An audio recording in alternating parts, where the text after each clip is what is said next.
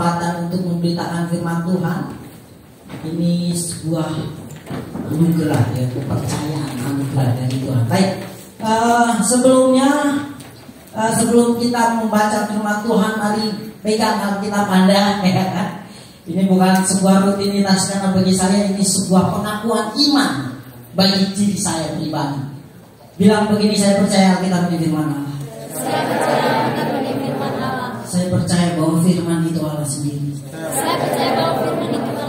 Saya percaya firman Allah bisa mengubah hidup saya. Baik, hari ini kita akan melihat firman Tuhan. Sebenarnya kita akan belajar hampir satu kitab, Bapak Ibu. Kebiasaan gereja ya. Kita akan belajar hampir satu kitab, teman-teman, ya kan, kekasih Tuhan. Dan saya memberikan tema, apakah bisa ditampilkan temanya? Nah, ini saya mau bahas eksposisi kitab Yakobus, ya kan. Sebenarnya saya ingin menyampaikan dari Matius pasal yang ke-12, tapi kemarin waktu saya lagi persiapan diri, kok saya merasa kayaknya ini eksposisi ini sesuatu hal yang baik untuk kita belajar bersama. Saya tahu bahwa teman-teman sudah belajar pembimbing perjanjian baru 2, ya kan? Jadi anggap aja kita lagi kuliah pembimbing perjanjian baru 2, ya kan? Untuk kitab Yakobus, kitab Yakobus. Nah, kita akan belajar tentang eksposisi kitab Yakobus, dan saya berikan tema iman yang sempurna. Baik, Bapak Ibu lagi ya kan? Kekasih Tuhan, mari kita lihat latar belakang dari ini. Agak bermasalah, bisa? Oke. Latar belakang dari kitab Yakobus, kita semua tahu bahwa penulis ini, kenapa juga saya tulis latar belakang? Kan semuanya udah belajar pengantar perjanjian baru ya. Ini saya teringat ini gereja loh, Ibu. Baiklah, Bapak Ibu lagi. Nah, baiklah, tidak apa-apa. Mari kita belajar bersama. Penulis, siapa penulisnya? Yakobus. Siapa dia? Adik Tuhan Yesus. Jadi yang menulis kitab Yakobus ini bukan Yakobus dari 12 murid, namun Yakobus adik Tuhan Yesus. Lalu pembacanya berdasarkan Yakobus 1 ayat 1 kepada 12 suku Israel di perantauan. Nah, 12 suku Israel di perantauan. Ada sebuah buku yang saya baca bahwa sebenarnya kitab Yakobus ini adalah kitab yang muncul sebelum Rasul Paulus giat memberitakan firman Tuhan. Kalau kita belajar, Rasul Paulus itu 17 tahun setelah pertobatan baru dia diterima oleh gereja di Yerusalem. Ya kan, itu berdasarkan kitab Galatia 1 dan Galatia 2. Itu adalah. Jadi pada waktu itu gereja masih didominasi oleh orang-orang Yahudi. Nah, bukan berarti kepada 12 suku Israel ini Yakobus tidak menunjukkan kepada orang-orang non-Yahudi yang juga sudah percaya. Namun memang pada waktu itu lebih didominasi gereja oleh orang-orang Yahudi, dan orang-orang Yahudi ini tersebar di berbagai tempat, ya kan, dan mereka memiliki sinagog atau sinagoge. Ada yang bilang sinagoge, ada yang bilang sinagog, gitu kan. Nah, ada yang bilang sunagog, ya, mana yang benar ya itu semuanya tergantung bagaimana kita berbicara, ya kan, tergantung mulut kita masing-masing kan. Tapi semuanya memang tulisannya begitu, ada sinagoge, sinagog, dan sunagog. Nah, itu pada dasarnya kitab ini dibacakan untuk semua orang-orang percaya di sinagog-sinagog. Jadi dari satu tempat ke tempat lain kitab ini dibacakan, tidak hanya di satu gereja, tapi itu diputar dari sinagog satu ke sinagog berikutnya, dan hampir semua orang yang percaya pernah membaca kitab ini. Lalu kemudian ini merupakan jenis surat Katolik. Kata Katolik itu umum, Bu. Ini tidak berbicara tentang agama, tapi Katolik itu umum atau universal dan lebih bersifat paranesis. Paranesis ini adalah nasihat-nasihat terapan yang sangat praktis, simple, tidak lebih berbau doktrin, tapi lebih kepada spiritualitas life, kehidupan rohani, spiritual, lebih kepada itu. Nah, seringkali kesalahpahaman orang ketika dia membaca kitab Yakobus. Nah, ini orang ganteng lagi naik trail itu sebenarnya harapan tak sampai karena kaki yang tak sampai sebenarnya ya, bukan karena ini. Bisa sih ya kan, motor dibuat trail cuman kakinya ya kan kurang panjang. Tapi aneh kakinya pendek gitu kan, ada lagunya masalahnya. Nah, Bapak Ibu lagi kasih Tuhan, seringkali kesalahpahaman kaum awam saat membaca kitab Yakobus. Mereka berpikir bahwa kitab Yakobus ini sedang menabrakkan atau membenturkan, mempertentangkan antara iman dan perbuatan. Seringkali orang itu kalau dia belum belajar teologi, mereka akan melihat kitab Yakobus ini membenturkan antara doktrinnya Paulus dengan doktrin yang dibawa oleh Yakobus itu sendiri. Seolah-olah Yakobus lebih mementingkan perbuatan daripada iman gitu. Padahal tidak demikian. Kalau kita lihat pada kitab Yakobus, sebenarnya inti dari kitab Yakobus ada pada Yakobus 2 ayat 22. Nomor cantik ya kan? 222. Nah gitu. Nah, untung tidak 666 ya kan?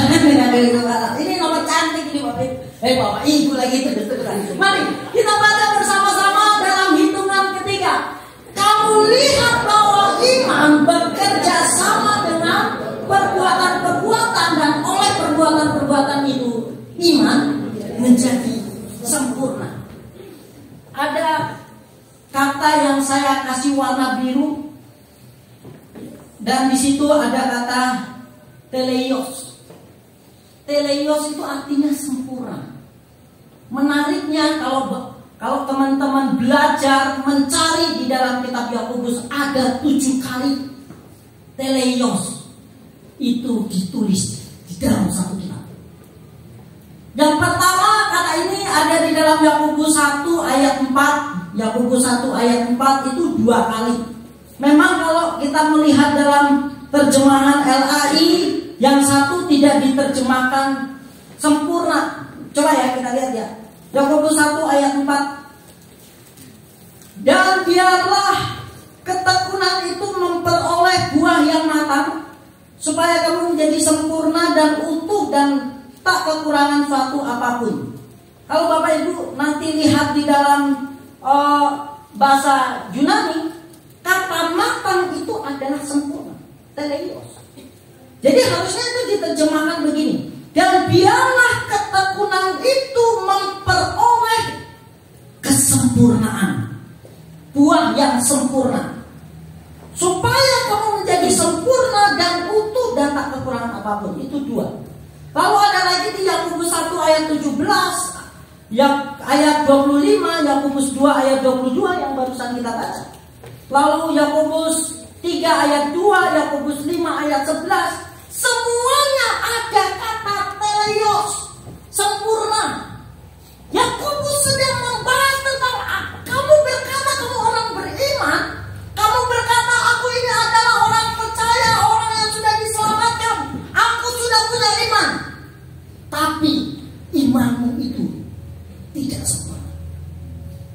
Kata teleios bisa berarti sempurna, lengkap, utuh. Ketika Yakobus melihat orang-orang yang begitu bangga dengan status sebagai orang Kristen, dengan status aku ini orang beriman, lalu Yakobus melihat cara hidup mereka yang sangat-sangat tidak baik. Yakobus bilang, perbuatanmu menunjukkan imanmu gak utuh, gak sempurna, cacat, rusak.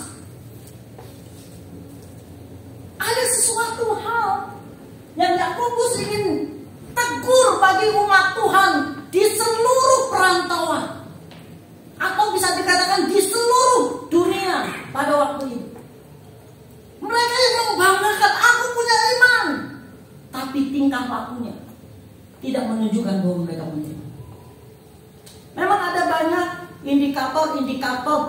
bahwa mereka ini tidak punya iman. Tapi pagi hari ini saya akan mengangkat 4 bukti bahwa apa yang mereka lakukan sangat bertentangan dengan yang dikatakan orang punya iman. Hal yang pertama, mereka adalah orang yang bimbang. Di dalam Yakobus 1 ayat 5 sampai 7, saya pakai terjemahan TSI. Waduh, ternyata kecil ya Bapak Ibu ya. Waduh, saya pikir ini besar. Baik, saya akan bacakan ya. Saya akan bacakan untuk kekasih Tuhan. Enggak apa-apa lagi. Untuk kekasih Tuhan di sini. Di dalam Yakobus 1 ayat 5 dan 7, di dalam TSI versi 3. TSI kalau Bapak Ibu pakai handphone tinggal Bapak Ibu lagi. Kalau kekasih Tuhan pakai handphone tinggal nanti searching versi TSI 3, ya kan? Firman Tuhan berkata gini. Namun kalau kamu merasa kekurangan hikmat saat mengalami ujian, mintalah kepada Allah. Ia sangat murah hati kepada semua orang dan tidak pernah marah kalau kita meminta hikmat kepadanya. Karena itu mintalah, maka hikmat yang kamu perlukan akan diberikan kepadamu. Ayat 6, asalkan kamu meminta dengan percaya, jangan ragu. Kalau dalam terjemahan TB jangan bimbang, gitu ya. Nah, jangan ragu bahwa Allah bersedia memberikannya. Sebab orang yang ragu-ragu, ini 2 kali dikatakan ragu-ragu lagi, sama seperti ombak yang terombang-ambing ke sana kemari oleh angin. Orang seperti itu belum memutuskan dalam hatinya apakah ia akan percaya penuh dan mengandalkan Tuhan atau tidak. Pikirannya selalu berubah-ubah sehingga ia tidak bisa maju. Jadi bila kamu ragu-ragu, jangan harap doamu dijawab Tuhan. Bapak Ibu, kekasih Tuhan, kita perlu mengerti betul. Ini orang ini bimbang. Itu bukan bimbang dalam iman, tapi bimbang ketika dia lagi berdoa. Coba ya. Katanya beriman, kamu doa ketemu Tuhan, tapi bimbang. Mana imannya? Gitu. Yakobus sedang menggelitik orang-orang yang dia layani. Hei, katanya kamu beriman, tapi kamu berdoa, kamu gak yakin dengan doamu. Nah, terus imanmu itu apa? Yang katanya percaya itu apa? Menariknya lagi, di sini berdoanya itu dikatakan gini, merasa kekurangan hikmat saat mengalami ujian. Kadang-kadang kita ketika mengalami persoalan, apa yang seringkali dilakukan pertama kali oleh orang percaya? Cari Tuhan, berdoa, bergumul. Tuhan, tolong, aku sedang bergumul, aku sedang punya masalah. Tolong Tuhan, selesaikan masalahku ini. Tolong berikan jalan keluar. Gitu kan? Layaknya seorang beriman, layaknya seorang pengikut Tuhan, ketika dia sedang mengalami ujian. Sekali lagi, ini bukan doa minta handphone, minta laptop, bukan itu. Doa yang dimaksud di sini adalah doa ketika kita sedang diuji, ketika kita sedang menghadapi masalah-masalah yang sangat berat. Disitulah kadang-kadang kita datang sama Tuhan, lalu kita bilang, Tuhan, help me please. Tapi mereka berdoa, walaupun mereka berdoa, tapi mereka penuh dengan keraguan. Beberapa kali kata ragu disebut. Jangan ragu, 1. Ragu lagi, ragu-ragu 2. Lalu di sini ada kata gini, ragu lagi. 3. Lalu di sini dikatakan apa sih? Orang ragu itu seperti apa? Ini dijelaskan. Apakah dia akan percaya penuh dan mengandalkan Tuhan atau tidak? Jadi kalau kita berdoa sama Tuhan, kita datang sama Tuhan ketika ada masalah, lalu kita ini sebenarnya di dalam pikiran kita kita belum benar-benar menentukan, aku berdoa karena aku ingin mengandalkan Tuhan. Sebenarnya doa kita sia-sia. Karena di sini ditulis begini, orang ini masih bimbang memutuskan di dalam hatinya apakah ia akan percaya penuh dan mengandalkan Tuhan atau tidak. Jadi kalau kita berdoa tapi kita belum yakin aku mau mengandalkan Tuhan atau enggak ya. Kalau Anda belum yakin untuk mengandalkan Tuhan, doamu itu buat apa? Seringkali kan di dalam masalah yang kita hadapi, kita memang berdoa, tapi selesai berdoa kita masih berpikir, aku harus bagaimana. Mengandalkan kekuatan kita sendiri untuk keluar dari problem yang sedang ini. Baru ketika kita sudah gak punya kekuatan, kita teriak, Tuhan, aku nyerah. Tapi nyerahnya pun kadang masih ragu. Itu yang dilayani oleh orang-orang di bawah kepemimpinan Yakobus. Mohon izin dulu, saya lupa untuk memberikan mood pesawat, ya kan? Nanti kalau tiba-tiba ada yang telepon kan lucu banget ya. Nah, jadi kekasih Tuhan, ini orang-orang yang lagi bergumul, ini orang-orang yang lagi bermasalah. Dia datang kepada Tuhan, tapi di dalam doa dia nggak percaya sama Tuhan. Jujur ya, kadang-kadang kita ini lebih percaya sama tukang jahit daripada sama Tuhan. Pada waktu kita mau jahitkan baju, nih kayak baju saya ini, dulu saya dikasih kain sama Erniwati Kili dari NTT Sumba? Dari Rote. Lihat, saya dikasih ini, saya bilang bagus sekali. Akhirnya saya jahitin nih, ya kan? Saya jahitin. Udah lama sih ini, sudah waktu dia masih di sini, dia udah tahu bahwa saya udah punya baju ini untuk menyenangkan hati dia kan. Lalu dijahit gitu, waktu dijahit, ya kan? Diukur lingkar pinggang, terus waduh, lingkar pinggangnya udah mulai membesar mas, ya kan? Ya, oke siap, sebentar lagi diet, gitu kan? Kalau lingkar dada, ya kan, lengan, leher, betul. Itu kalau orang lihat gitu kan. Lalu pulanglah kita setelah diukur-ukur. Jujur, setelah pulang, saya nggak pernah itu sampai nggak bisa tidur. Terus tiba-tiba istri saya tanya, apa tuh ya, kok nggak bisa tidur? Nanti bajunya kayak apa ya? Nggak pernah dulu. Kenapa? Karena saya yakin sama si penjahitnya, betul nggak? Betul nggak? Tapi kadang-kadang orang percaya lain. Dia lagi ada masalah, dia berdoa sama Tuhan, selesai berdoa, ya kan?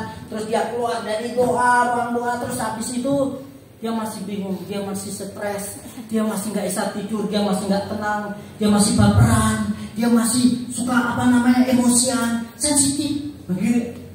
Lalu temannya bilang, kamu tuh kenapa sih? Kamu tuh gak usah tanya-tanya. Setelah nggak ada yang tanya, gini kalian itu nggak peka, nggak mau tanya apa yang sudah terjadi dalam hidupmu. Ini sekali.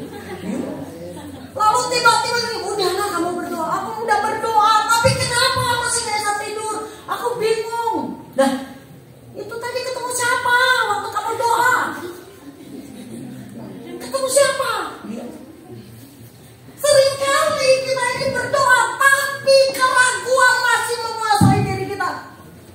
Masa itu bukti bahwa kita orang beriman?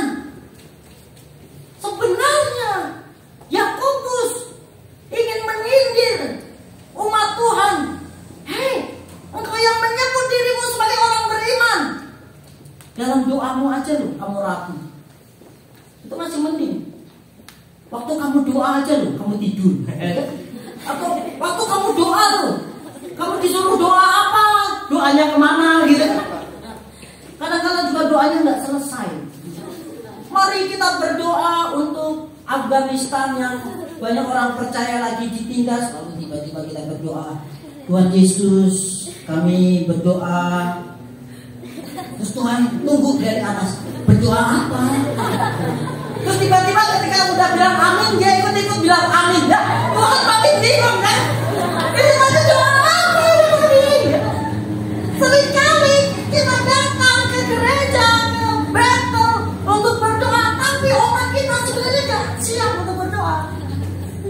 kita masih mikir, aduh, aku bersihkan gigi, semoga ya kan tidak ada urapan yang mengalir.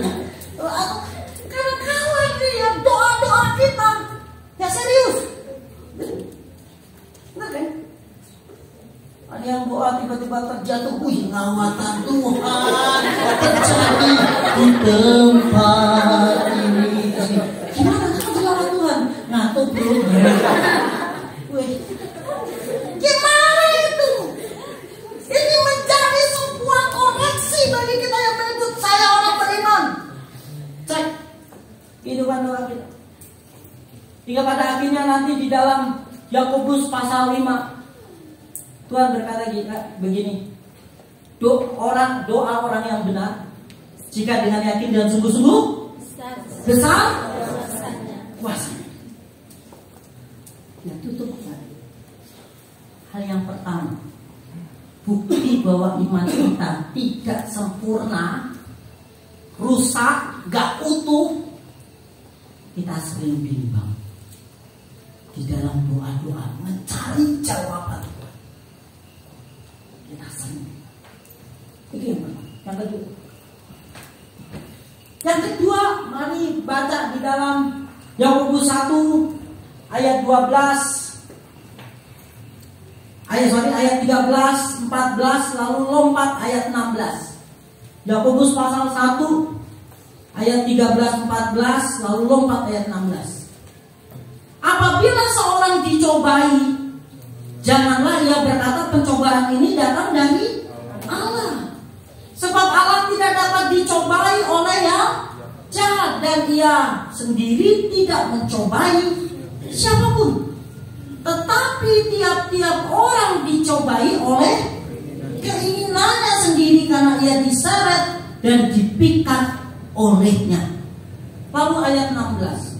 Saudara-saudara yang kukasihi, janganlah sesat. Bukti bahwa orang-orang yang dilayani Yakobus ini imannya enggak utuh. Mereka itu suka berpikir sesat. Apa itu berpikir sesat? Ini berkaitan dengan masalah-masalah yang dihadapi. Memang di dalam Yakobus pada awal-awal, di Yakobus 1 ayat yang kedua, saudara-saudara, anggaplah sebagai suatu kebahagiaan apabila kamu jatuh dalam berbagai-bagai pencobaan. Ayat 3, sebab kamu tahu bahwa ujian terhadap imanmu menghasilkan ketekunan. Teks ini sebenarnya ya, ada dua jenis pencobaan. Yang satu memang pencobaan yang Tuhan izinkan untuk memunculkan ketekunan, memunculkan buah di dalam diri orang percaya. Tapi ada pencobaan lain yang itu bukan dari Tuhan, tapi itu karena dicobai oleh keinginannya sendiri, karena ia diseret dan dipikat olehnya. Lalu tiba-tiba sebenarnya ini gara-gara kesalahan diri sendiri, mereka merohanikan, oh pencobaan ini datang dari Tuhan. Saya kasih contoh. Kalau tiba-tiba ada orang nih, ada orang terbelit dengan hutang online. Lalu hutangnya sangat banyak sekali, dia diteror terus. Tiba-tiba dia bilang sama Tuhan, Tuhan, kenapa Tuhan izinkan masalah ini terjadi dalam hidupku? Itu salahnya sendiri. Kadang-kala mereka hutang online gara-gara apa? Tidak bisa mengendalikan keinginannya sendiri. Dia diseret, dia dipikat olehnya, lalu itu membawa kesusahan buat dirinya. Dia nggak sadar bahwa kesusahan itu karena dirinya. Tiba-tiba yang disalahkan Tuhan. Tuhan izinkan ini terjadi. Kenapa kok bercerai? Ya, ini sudah jalan Tuhan yang terbaik. Sejak kapan Tuhan mengajarkan untuk bercerai itu jalan terbaik? Gitu kan? Saya orang yang paling menolak perceraian. Pernah ada orang bilang, datang kepada saya dan bilang, Mas, saya mau konsultasi. Konsultasi apa? Saya mau bercerai sama istri saya. Saya bilang ini, gak usah ketemu saya. Kalau kamu konsultasi bagaimana memperbaiki rumah tanggamu, ayo bicara. Tapi kalau konsultasi untuk bercerai, cari hamba Tuhan lain. Gak mau saya untuk konsultasi kok untuk cerai. Apa ini? Mungkin ini jalan Tuhan, gak ada jalan Tuhan. Sesat pikiranmu. Betul. Saya harus tegas dengan orang-orang seperti ini. Betul? Bagi saya keluarga itu terpenting. Karena saya berasal dari latar belakang keluarga yang benar-benar tidak ada kasih. Tapi saya berjanji sama Tuhan, keluarga yang saya bangun harus penuh kasih. Betul ya, sayang. Ada cinta itu di sananya, ya kan? Itu wanita yang sangat memenuhi hatiku. Orang bilang mantan pacar, enggak, kami tetap pacaran, ya kan? I love you. Iya dong. Kami masih pacaran sampai hari ini. Siapa bilang kami ini udah jadi mantan pacar? Enggak. Itu kekasih terbaik, terindah yang Tuhan berikan buat saya. Ya kan? Kalau bagi dia, saya ini adalah kekasih terkecil dari semuanya. I love you, thank you, ya kan, untuk penerimaanmu, menerima kelemahanku, ya. Menerima ya. Bapak Ibu, kekasih Tuhan. Mari kita sadar. Mungkin kita sedang menghadapi masalah-masalah yang menyulitkan kita, yang memberatkan kita. Tapi jangan kita mudah tiba-tiba kita berkata gini, Tuhan, Kau izinkan ini terjadi. Jangan-jangan itu karena kebodohan. Di dalam bertindak, di dalam memutuskan, kurang berpikir panjang. Ya kan? Istilah sekarang sumbu pendek. Berpikirnya terlalu pendek. Bahkan kata Anfal terlalu picik. Gitu kan? Mari kita lihat tentang masalah-masalah yang kita hadapi. Contoh, saya gagal mata kuliah Yunani 1. Kenapa? Ya Tuhan izinkan ini terjadi. Tuhan ingin kita berhasil. Yang setuju kata-kata. Kadang-kala itu karena kita kurang giat belajar, kita kurang menyangkal diri, karena kita terpikat, terseret oleh keinginan diri. Saya pernah bahas ini. Ada 3 hal yang seringkali membuat orang mengalami kesusahan. Keinginan mata, keinginan daging, keangkuhan hidup. Nah, kalau Anda mau tahu apa sih itu keinginan mata, keinginan daging, keangkuhan hidup, sosmed isinya itu semua. Keinginan mata, ya kan? Orang pengen rekreasi kemana gitu. Waktu mereka rekreasi, apa yang dilakukan? Selfie dong. Gitu kan di sini. Ini weekend tuh hari ini. Kalian di mana? Gitu kan? Terus tiba-tiba ternyata yang satu lagi ngosek WC, yang satu lagi ngosek lumut, gitu. Nah, itu kan keinginan mata, betul ya? Bukan hanya itu. Waktu Anda mau upload, Anda kan harus pilihkan foto-fotonya mana yang bagus, mana yang kelihatan keren, gitu kan? Anda pilih satu persatu. Kan nggak ada kan baru bangun tidur masih di sini ada tidur, di foto terus ini. Nih asliku, mana aslimu? Pernah begitu? Atau kita buat challenge, ya kan? Tanpa makeup, bangun tidur masih berantakan, tanpa sisiran langsung foto, upload di grup mahasiswa aktif. Mana yang paling natural? Yakin berani? Kadang-kadang kita itu upload sesuatu yang enak dilihat mata, betul? Betul tidak? Cara kita berpakaian aja itu juga berusaha supaya enak dilihat mata. Tidak ada kan pemain musik pakai jas sih, celananya karena kolor. Langsung orang bilang apaan sih ini? Kita harus mengerti bahwa sosmed penuh dengan keinginan mata yang ingin dilihat, tempat-tempat wisata, gitu. Keinginan daging, makan. Dulu makan tuh berdoa dulu cukup. Sekarang nggak, upload dulu. Ya kan temannya mau makan, Pos. Habis itu apa? Dia upload. Ini breakfastku, ya kan? Apa breakfast hari ini? Lalu ada mahasiswa nih, ceklik kecap, babinya baru dikejar bro. Sering kali itu keinginan daging, buta. Fitness, dia pakai apa itu namanya singlet, dia gini. Langsung dia gini, ini gayamu. Betul nggak? Keinginan apa itu? Daging supaya punya body cool, gitu kan? Body cool yang paling keren siapa? Habis olahraga keringetan, wes seger mas bro. Ada kalah. Keinginan apa itu? Daging, ingin menunjukkan ini loh yang dicari oleh daging. Lalu ada keangkuhan gitu. Keangkuhan itu termasuk saya tadi naik trail itu kan. Tuh, naik apa namanya, kita wisuda foto. Aku udah selesai. Kapan kamu? Gitu kan. Atau kita lihat orang kondangan menikah foto, ya kan? Terus ini sudah ijazah, kurang ijazah, gitu. Kadang-kala orang berusaha mengupload pencapaian. Kawan ini keinginan apa? Keinginan daging. Kawan itu penuh di sosmed.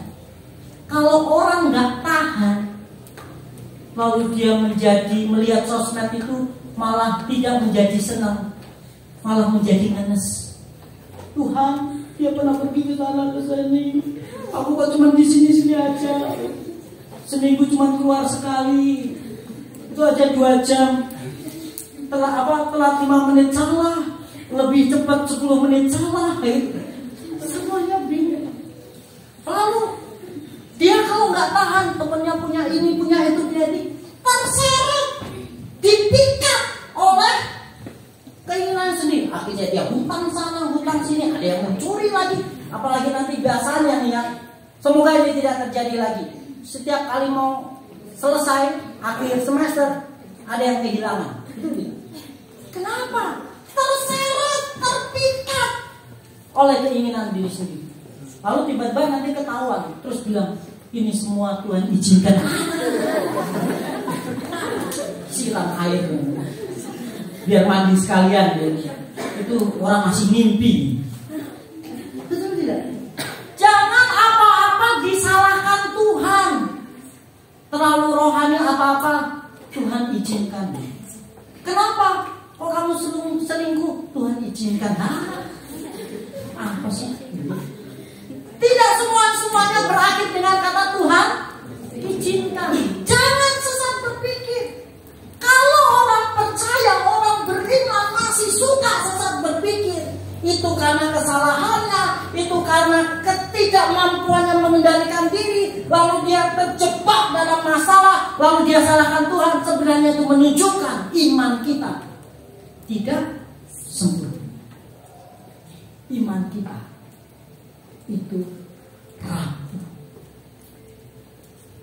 Tidak ada iman yang sempurna terus tiba-tiba apa-apa disalahkan Tuhan. Belajar untuk mampu melihat diri. Jangan-jangan kesulitan yang sedang aku hadapi karena kesalahanku sendiri. Lalu belajar untuk berubah. Amin. Lalu yang ketiga, menipu diri sendiri. Apa bukti orang menipu diri sendiri? Yakobus pasal yang ke-1 ayat 26. Jikalau ada seorang yang menganggap dirinya beribadah tetapi tidak mengekang lidahnya, ia menipu dirinya sendiri, maka sia-sialah ibadahnya. Coba bayangin, kalau di gereja, kalau di Betel, ngangkat doa, ngangkat pujian, ngangkat penyembahan. Kalau bilang haleluya, itu sampai benar-benar samping kanannya terbangun. Itu dia paling semangat kalau di gereja. Tapi kalau di luar gereja, dia bisa membuli temannya sampai temannya nangis. Dia bisa mengata-ngatai temannya sampai sakit hati. Lalu dia berkata gini, ya kan, di ayat ini, di ayat 9 dan 10 dari Yakobus 3, dengan lidah kita memuji Tuhan Bapa kita, dan dengan lidah kita mengutuk manusia yang diciptakan menurut rupa Allah.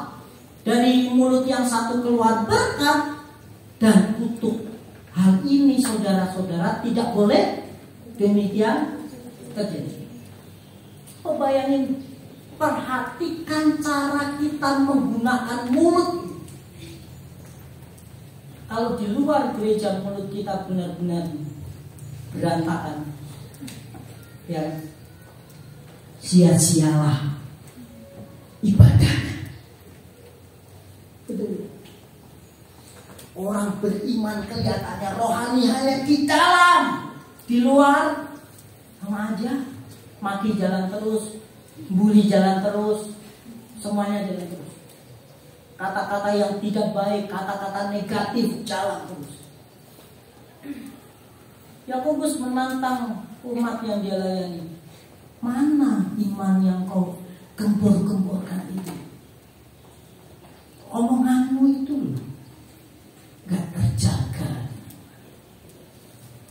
Perkataan-perkataanmu itu tidak menunjukkan perkataan yang beriman, penuh keluh kesah. Kadang-kadang kan orang juga sombong itu nggak selalu sombong hal-hal yang baik. Kadang-kadang sombong kesusahan juga ada. Satu mahasiswa datang ini, wih, aku belum kumpul tafsir PB 2, apalagi minggu depan itu sudah mulai kumpul dan presentasi. Lalu temannya yang satu bilang gini, kamu masih penting cuma tafsir PB2. Aku masih dari pengantar, pembimbing, perjanjian lama, perjanjian baru, yang ini semuanya belum aku kerjakan. Yang satu bilang gini, kamu masih mending uang sekolah ini dan semuanya, masih belum ini dulu ya. Coba saling meninggikan siapa yang lebih menderita. Aku lebih menderita daripada kamu. Iyalah. Terus gitu katanya orang beriman yang dibicarakan penuh dengan keluh kesah. Terus gimana imannya? Gimana imannya? Ya? Ini pertanyaan yang harus kita renungkan. Yakobus ingin mengajak orang-orang yang dilayani, hei, mana imannya itu? Perkataan-perkataan yang kau ucapkan, yang kau keluarkan, keluh kesahmu itu, ya, bahkan makian kuliahmu itu menunjukkan bahwa kadar imanmu itu tidak utuh, rusak. Ada yang gak beres dengan iman itu. Ada yang gak benar dengan yang kamu katakan iman itu. Perkataan kita harus perkataan yang benar-benar sebagai orang beriman. Masalah pasti ada. Siapa sih yang punya masalah? Tapi bukankah Allah juga pasti ada? Betul? Sungguhkah masalah yang kau hadapi itu terlalu berat? Itu karena kita hanya melihat kepada diri. Padahal Tuhan sendiri berkata gini, masalah-masalah yang kau hadapi tidak melebihi kekuatanmu. Kalau melebihi kekuatanmu, jangan-jangan itu bukan karena Tuhan yang mendatangkan, kita sendiri yang mendatangkannya. Lalu apa yang harus kita lakukan? Tanggung jawab. Anda berani berbuat, Anda berani bertanggung jawab. Pada dasarnya, jangan kita menipu diri kita sendiri. Kerohanian kita tidak hanya diukur waktu Anda bermazmur. Saya senang mendengar orang-orang bermazmur. Saya senang mendengar orang-orang mengangkat Tuhan. Tapi juga di luar Betel ini, ketika Anda sedang bergaul dengan teman sekelas, dengan kakak kelas, dengan dosen, dengan siapapun, perkataan kita dijaga. Amin. Itu yang Tuhan inginkan. Ini yang Yakobus sedang tantang umat yang sedang dia layani. Yakin dengan iman yang kamu banggakan itu. Yakobus sedang menantang. Lalu yang terakhir, memandang muka. Mari kita lihat di dalam Yakobus 2 ayat 1 sampai 3. Firman Tuhan berkata begini, saudara-saudaraku, sebagai orang yang beriman kepada Yesus Kristus, Tuhan kita yang mulia, jangan imanmu itu kamu amalkan dengan memandang muka. Sebab jika ada seorang masuk ke dalam kumpulanmu dengan memakai cincin emas dan pakaian indah, dan datang juga orang miskin ke situ dan memakai pakaian buruk, dan kamu menghormati orang yang berpakaian indah itu dan berkata kepadanya, silakan duduk, silakan Tuhan duduk di tempat yang baik ini. Sedangkan kepada orang yang miskin itu kamu berkata, berdirilah di sana atau duduklah di lantai dekat tumpuan kakiku. Ini orang yang sedang memandang muka. Sebenarnya apa arti kata lain dari memandang muka? Ini sebenarnya bicara tentang keramah tamahan. Saya lebih menyebut kepada keramah tamahan. Memandang muka itu salah satu ukurannya adalah keramah tamahan. Kalau kita ramah hanya dengan orang-orang tertentu, dengan orang-orang yang lain, kita cuek, ya kan? Kalau dengan orang yang kita senangi, orang yang masih jauh aja kita tegur, Mas Arif, ya kan? Tapi kalau ada Pak Kemis, ya dengan aja cuek, ngapain? Ya, bahaya. Kalau kita bisa ramah dengan yang satu, maka kita juga harus ramah dengan yang lain.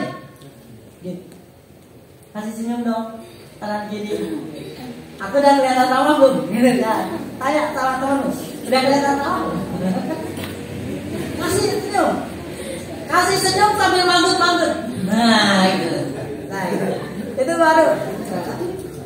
Jadi ini bukan seperti orang ODGJ ya Pak, bukan muka.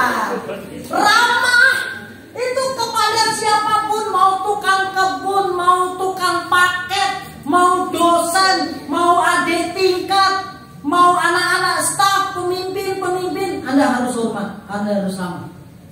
Amin. Gak bisa kita hanya ramah dengan satu teman saja. Apalagi anak muda zaman sekarang itu punya istilah satu circle, woi, gitu kan? Oh, kok kamu jalan sama dia? Oh, kami beda circle mas. Ada circle ya. Istilah anak muda sekarang kan, ya itu circle saya. Makanya kemana-mana kami selalu bersama, ya kan? Kami seperti kepompong dan kupu-kupu, atau ibaratnya seperti katak beradik, ya. Jadi semuanya akur, gitu. Nah, tapi kalau dengan yang beda tingkat, kakak tingkat, kamu yang harus duluan nyapa saya. Ayo, sapa. Gitu. Ya nggak boleh kan? Kita harus ramah, apalagi ini orang zaman dulu ya, Ya ampun, Anda harus mengerti yang dimaksud di sini orang kaya dan orang miskin itu bicara tentang yang satu budak, yang satu adalah orang-orang kaya. Kepada budak dia berkata gini, ayo duduk sini, sampingku sini, nih dekat kakiku. Iya, langsung dirapi sekalian, dilap kakinya, ya bersihkan, nah gitu. Karena ini adalah budak, Bapak Ibu ingat, zaman dulu itu kan ada orang yang suka membasuh kaki toh, betul kan? Nah, kepada orang yang miskin dia berkata gini, duduk di sini, di lantai, dekat tumpuan kakiku. Kepada budak itu. Tapi kepada orang-orang kaya bilang ini, oh silakan duduk yang paling depan, gitu kan? Di depan mana? Depan mobil. Jadi kalau ini duduk di paling depan, seringkali gitu. Nah,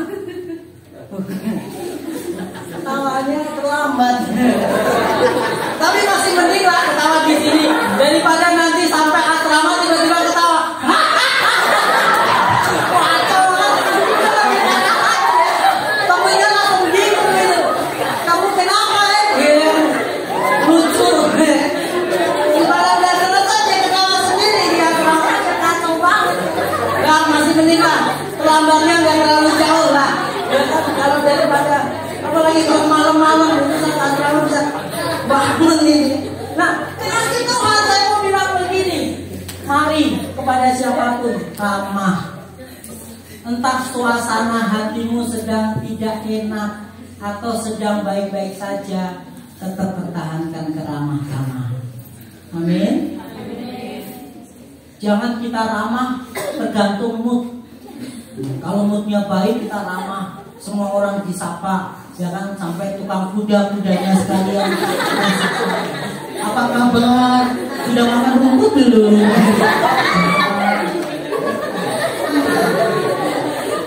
Enggak gitu. Kita harus ramah dengan tulus. Jangan sampai kita kalah dengan orang-orang di Indomaret. Selamat datang di Indomaret. Ketika pulang jangan lupa datang kembali. Jadi, selalu begitu kan? Pernah lihat orang-orang di Indomaret aja yang sekuler dia tahu artinya ramah. Suatu ketika saya diajak makan di Solo sama Mas Tony juga diajak makan di Mbah Mangun ya. Mbah Mangun.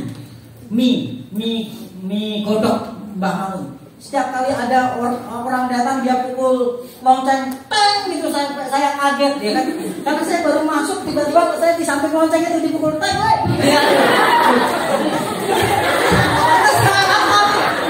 Nama Mas kaget ya. Terus waktu dia pukul lonceng langsung gini, sugeng rawuh Mbah Mangun ya kan. Sugeng dahar gitu. Tapi memang enak mie-nya, mie godoknya enak. Kok jadi makan mie ya? Kita ngomongin mie ya, ya kan? Kita lanjut aja deh. Nah, lanjut ke sini. Intinya kita harus ramah gitu. Tapi jangan juga besok kalau tiba-tiba dosen masuk, selamat datang di tingkat 1. Jangan juga begitu. Selamat nanti keluar dari kelas gini. Selamat kembali, jangan lupa besok datang lagi. Gak usah gitu ya, alay. Ya, gak usah begitu, tetap baik-baik aja. Tapi setidaknya kita harus ramah. Ramah itu bagian dari wujud iman kita. Apalagi kalau kita bisa ramah dengan semua orang. Mau orang dosen, mau tukang kurir, mau tukang kebun, sama ibu-ibu dapur, Anda ramah pasti Anda dicintai. Betul tidak? Pasti orang senang kalau kita ramah. Saya tutup. Pemain musik bisa maju ya. Sebenarnya Yakobus ini sedang mengkritik sebuah kebanggaan iman. Mereka yang menyebut diri mereka beriman, tapi sebenarnya banyak hal yang menunjukkan sebenarnya iman mereka itu cacat. Mereka bilang mereka menipu diri sendiri. Bagaimana menipu diri sendiri? Beribadah tapi tidak jalan. Mereka sesat berpikir setiap kali persoalan selalu ini karena Tuhan, ini karena Tuhan. Lalu bukan hanya itu, mereka memandang muka, gak ramah.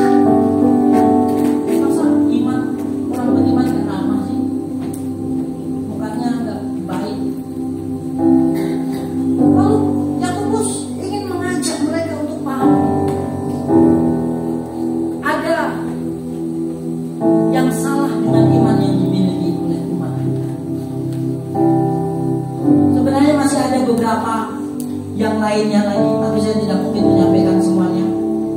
Dan saya rasa Anda juga tahu karena Anda pernah belajar bimbing perjanjian baru. Lalu ada sebuah kunci. Bagaimana sih supaya saya punya iman yang sempurna? Saya suka terjemahan TSI.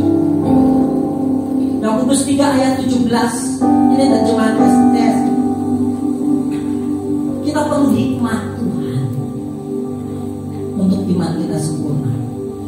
Terjemahan TSI berkata gini, sedangkan hikmat yang benar datang dari Allah memimpin kita untuk hidup seperti ini. Pertama-tama suci, selanjutnya berdamai dengan sesama, lemah lembut, terbuka untuk mengikuti kemauan orang lain. Ini sulit. Terbuka untuk mengikuti kemauan orang lain. Lalu hikmat juga memimpin kita untuk merasa belas kasihan kepada sesama kita dan tetap berbuat baik kepada mereka. Hikmat dari Allah selalu jujur dan tidak pilih kasih. Ini sebenarnya masalah-masalah yang dihadapi di jemaat. Dan Yakobus mengajarkan kunci kita punya iman yang sempurna. Ketika ada masalah, minta lagi Tuhan. Tapi jangan bilang. Hikmat itu menuntut kita hidup suci. Hikmat itu menuntut kita berdamai dengan sesama. Hikmat itu menuntut kita punya kelemah lembutan, terbuka mengikuti kemauan orang. Hikmat memimpin kita punya belas kasihan, tetap berbuat baik, jujur, tidak pilih kasih. Terima kasih Tuhan. Terima kasih Tuhan. Pujilah aku